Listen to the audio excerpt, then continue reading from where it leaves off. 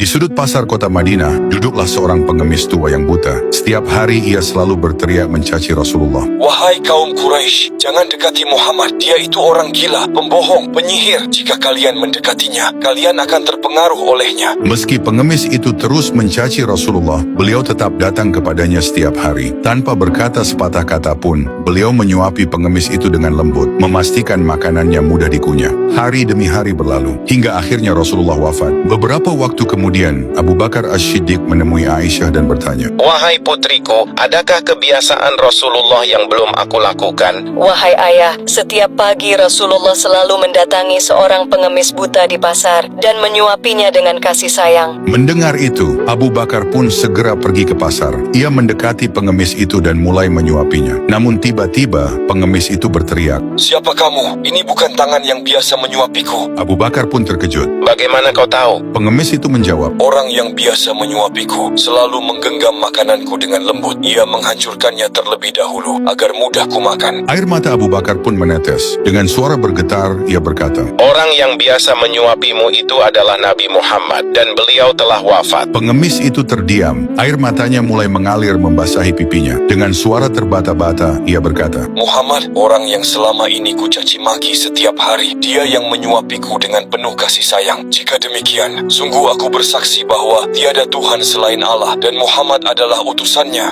Inilah kisah sahabat yang menjadikan tubuhnya sebagai perisai Rasulullah Shallallahu Alaihi Wasallam. Saat kekacauan perang Uhud terjadi, Talhah melihat Rasulullah dikepung musuh dari segala arah. Tanpa ragu, ia berlari menghampiri Rasulullah, meskipun pedang dan perisainya sudah patah. Ia berdiri di depan untuk melindungi Rasulullah, menahan serangan tombak, panah, dan pedang yang menghujani tubuhnya, hingga 70 anak panah menembus tubuhnya. Kemudian ia melihat Rasulullah berusaha naik ke atas batu, namun beberapa kali tergelincir. Dalam keadaan berlumuran darah, ia membungkukkan tubuhnya dan berkata, Wahai Rasulullah, naiklah, gunakan tubuhku sebagai tumpuanmu. Dengan air mata yang menetes, Rasulullah menyaksikan pengorbanan sahabatnya dan bersabda, Jika kalian ingin melihat syahid yang masih berjalan di muka bumi, lihatlah Talhah bin Ubaidillah. inilah kisah tukang sepatu yang hajinya diterima tanpa pergi ke Mekah. Ketika Abdullah bin Mubarak berada di kota Mekah setelah menyelesaikan ibadah haji, ia tertidur dan bermimpi. Dalam mimpinya, ia melihat dua malaikat turun dari langit. Salah satu dari mereka bertanya kepada yang lain, Berapa banyak orang yang datang berhaji tahun ini? Yang lainnya menjawab, 600.000 orang. Lalu ditanya lagi, berapa di antara mereka yang diterima hajinya? Malaikat itu menjawab, tidak satu pun. Abdullah bin Mubarak menggambarkan perasaannya saat itu. Tubuhku gemetar ketika mendengarnya. Aku pun berseru dalam hati, bagaimana mungkin mereka datang dari tempat-tempat jauh, menempuh perjalanan melelahkan melintasi padang pasir demi menyempurnakan ibadah mereka, tapi semuanya tidak diterima. Salah satu malaikat lalu menjelaskan, ada seorang tukang sepatu di kota Damaskus bernama Ali bin Muwafaq. Ia tidak datang ke Mekah, tetapi ibadah hajinya telah diterima, dan seluruh dosanya diampuni oleh Allah.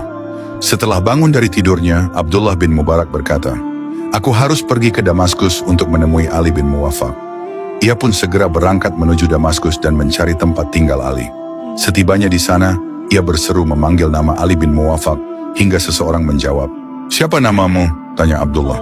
Ali bin Muwafaq, jawab orang itu. Aku ingin berbicara denganmu, kata Abdullah. Bicaralah, jawabnya. Apa pekerjaanmu? Tanya Abdullah.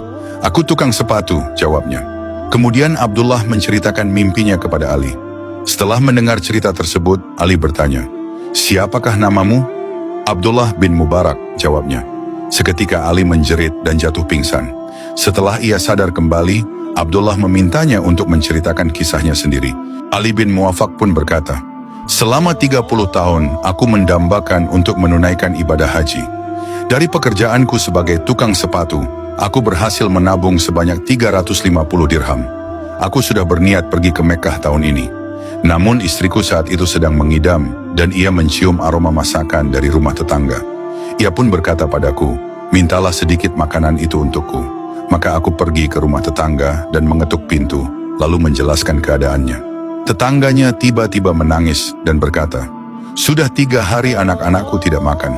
Tadi siang aku melihat bangkai keledai, lalu aku ambil sepotong dagingnya dan memasaknya.